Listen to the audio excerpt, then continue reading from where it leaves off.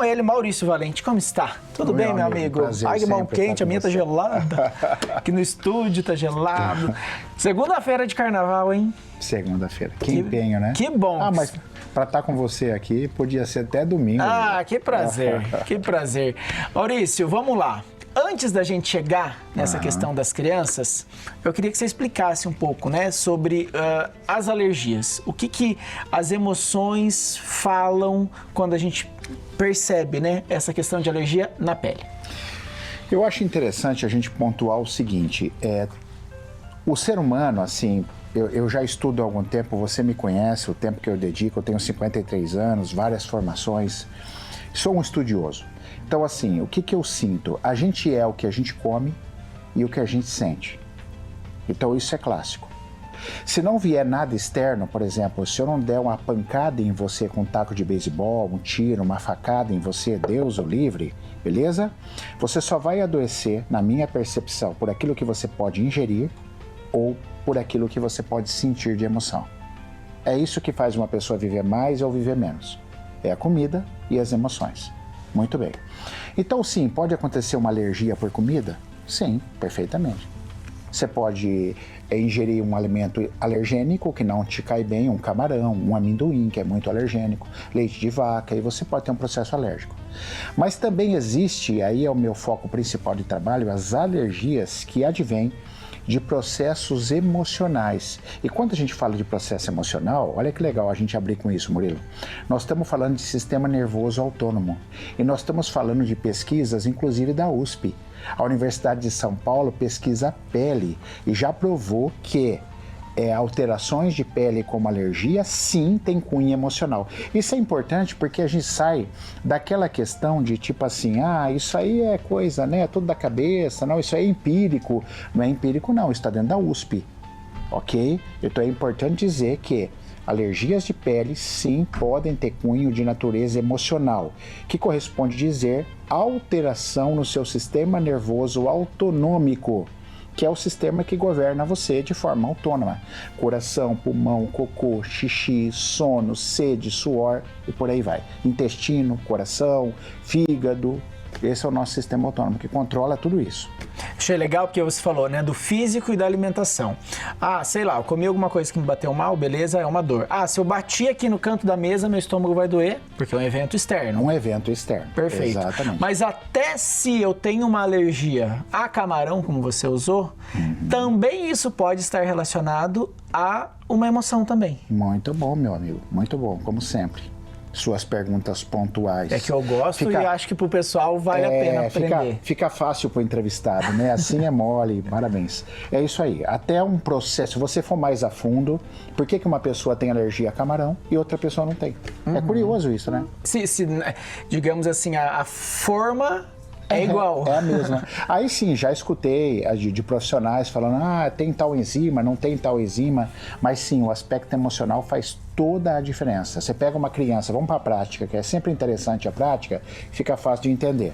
Você pega uma criança, por exemplo, que tem uma intolerância muito grande, uma PLV, uma intolerância à proteína do leite, à caseína, e você pega outra criança que não tem, você vai investigar as duas, uma delas tem um trauma fortíssimo com a mãe. Por exemplo, perdeu a mãe muito cedo, a mãe morreu, ou separou da mãe muito cedo, ou um trauma de vida fetal, e a outra criança teve a mãe mais presente, mais carinhosa, uma mãe que se doou mais. Isso faz toda a diferença, até na força ou na toxicidade que aquele alimento vai trazer para a criança ou não. Perder a mãe muito cedo também pode estar relacionado ao que eu falei na abertura, a ir para a escolinha com 6 meses de vida, que daí a mãe tem que voltar a trabalhar, muitas vezes até antes, dependendo, né? Ou ficar com uma cuidadora, uma tata, enfim, não ter a presença dessa mãe perto. Também a criança pode entender essa perda, essa distância? Sim, inclusive tem uma dissertação de mestrado da própria USP que fala, que eu achei muito bonitinho assim, fala a pele conta histórias, a pele revela, entendeu? Então assim, o que acontece? A pele, ela funciona assim, ela funciona em fase ativa e fase de cura. Vou te dar um exemplo que eu tive de um cliente e depois chegaremos na sua pergunta. Uma mãe e um pai levou a filha para tratar comigo, uma criança, acho que tinha 6 anos na época, 6, 7 anos, Porque quando o pai voltava, o pai era caminhoneiro. Olha que interessante. Quando o pai voltava, ela tinha uma dermatite, como essa que está aparecendo aí no vídeo, tá? Legal. Ela tinha uma dermatite dessa muito forte, a menina. No corpo todo? No corpo todo, só quando o pai voltava. E aí o pai, tadinho, tava triste porque falou assim, cara, eu acho que ela tem alergia de mim, né? Porque quando ela volta, eu tenho alergia. Ela tem alergia quando eu chego. Aí eu falava, não, eu vou explicar para você, pai, como que a pele dela está funcionando muito bem. Então, o que acontece? Quando você está em fase ativa de uma separação, por exemplo, a pele não tem dermatite, ela fica limpinha, não coça, não tem nenhuma ferida. Quando você está em fase ativa. Beleza. Então, quando esse pai dava tchau para ela era muito apegada ao pai. Quando o pai dava tchau para ela e viajava de caminhão, às vezes ficava 15 dias, um mês fora, a pele da menina era perfeita. Perfeita a pele. Quando o pai voltava, ela entrava naquilo que a gente chama de fase de cura. Esse trabalho de entender o corpo é muito bonito, não é simples assim, é bem profundo, tem fase ativa, fase de cura e tal. Então estamos falando da pele, voltando. Quando o pai voltava, a menina se curava. E nessa cura do conflito emocional dela de ficar longe do pai, a pele então entrava na dermatite. Então para todo mundo a pele estava doente, certo? Na verdade ela estava se curando de um conflito de separação. O que acontecia? A menina ficava bem com o pai, ele ficava no final de semana, 4 dias, 5 dias, viajava de novo. A pele limpava. Ficava limpa, parava toda a alergia, parava a coceira. Aí o pai ficava fora, voltava. Então, a hora que eu revelei isso para a família, eles ficaram muito impressionados porque achavam que era alergia dela, do pai, né? E não era, numa fase de cura. Isso acontece, inclusive, nas escolinhas. Isso que eu ia perguntar. Porque aí é muito comum também ver nessa época, né? Porque a gente está nesse início de ano, faz sentido essa ligação? Total, porque a criança às vezes está de férias, certo? Está em contato, não é? Aí vai para a escola. Aí você fala assim, então teve a separação. Teve. Mas ali não é a hora que dá alergia. Aí ela fica o dia inteiro na escola, depende da idade da criança. Aí vai buscar o pai e a mãe. O que aconteceu? Contato de novo, restabeleceu. Ali é onde pode surgir, então, as dermatites. Aí tem uma pergunta clássica, né, Murilo? Mas nem toda criança passa por isso. Por quê? Porque depende da maturidade da criança, depende da percepção da criança, e essa percepção, esse jeito de ver o mundo, ele se estende ao adulto também. Eu já ouvi você falando que muitas vezes você nem trata uma criança, você vai tratar o pai ou a mãe. Quando que é a percepção do pai ou da mãe? E quando é a percepção da criança, que é levada nesse contexto? Assim, o parâmetro que eu uso para a clínica, para consulta, é 10 anos ali. Entre 8 e 10 anos, que 8 anos é a primeira infância. Então, essa primeira infância, a criança ela é praticamente regida pelas ressonâncias com pai e mãe. Porém, esse trauma de separação é ela que está sentindo. Mas quem trata ela? O pai e a mãe. Entende?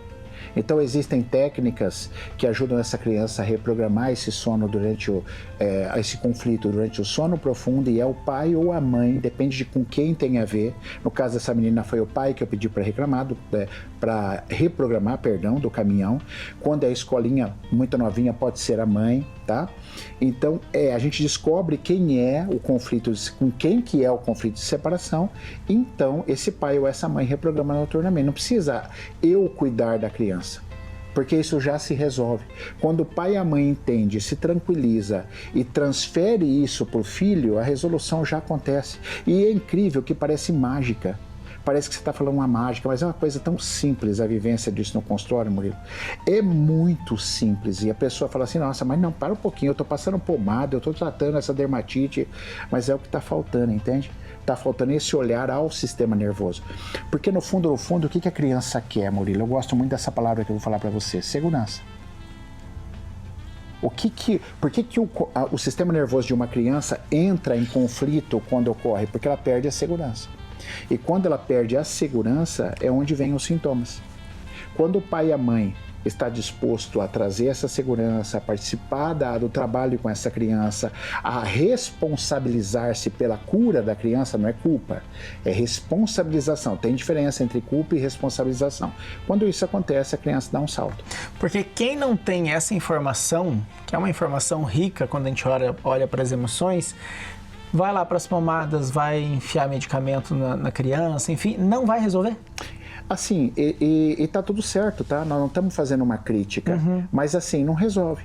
Ou resolve, por exemplo, dermatites, depende do tipo, passa muito corticoide, pomada de corticoide. O que o corticoide faz? Ele te resolve. Daqui a pouco tá tudo sequinho, você fala, oh, maravilha, resolveu. Passa uma semana, nem isso, 5 dias, porque o conflito continua ativo. Aí a criança volta a ter dermatite, aí fica vivendo em troco de pomada, né?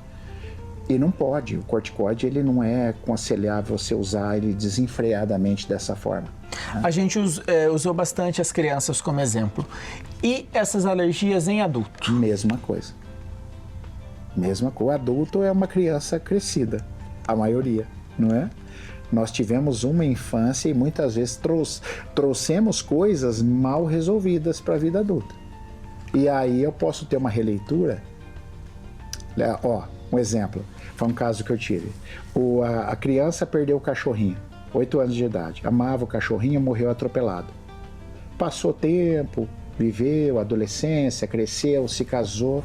32 anos, assistiu um filme que tinha um cachorrinho muito parecido que morreu no filme. O que aconteceu?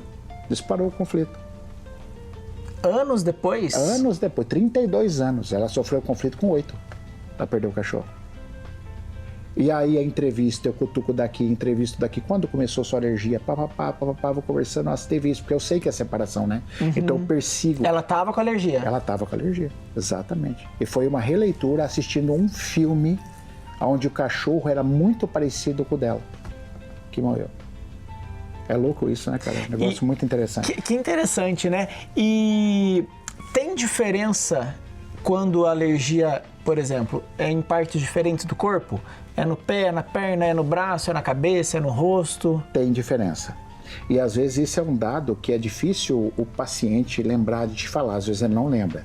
Mas assim, aonde começou diz muito para nós. Aonde começou a alergia. Por exemplo, tem gente que tem uma dermatite, por exemplo, no couro cabeludo, certo? Então, ficou muito tempo, perdeu namorava um homem, eu tive um caso masculino que aconteceu isso. O cara namorava, era apaixonado pela namorada, beleza, adulto, ok, e ela fazia muito cafuné. Ele costumava deitar no colo dela, assistir série, e ela fazia no cafuné, beleza? Muito bem. Terminou. Acabou o relacionamento? Acabou o relacionamento. Ele sofreu pra caramba, mas não aconteceu nada na cabeça. Sofreu, passou o luto dele, afundou, beleza, depressão, ótimo. Aí se reergueu, começou a namorar. Aí conversando com a namorada, ele falou o que ele gostava, e a outra namorada começou a fazer o quê? O cafuné. O cafuné. Saiu uma dermatite violenta no couro cabeludo dele. Porque não era aquela pessoa que estava fazendo? Não, porque é fase de cura. Ah, porque é fase de cura. O conflito se curou. Ele perdeu o contato que ele tanto amava na cabeça, mas a outra permitiu isso fazer a mesma coisa. Mesmo sem saber que teve ex, tal. Não sei se ele contou, né? Então, a dermatite, as alergias de pele, vêm quando você resolve o conflito. Quando resolve. Eu já peguei casos de criança com cachorrinho no colo. Olha aqui, ó. Deitava, cachorrinho no colo, tal, cachorrinho pequenininho, morreu o filhote. Tudo limpo.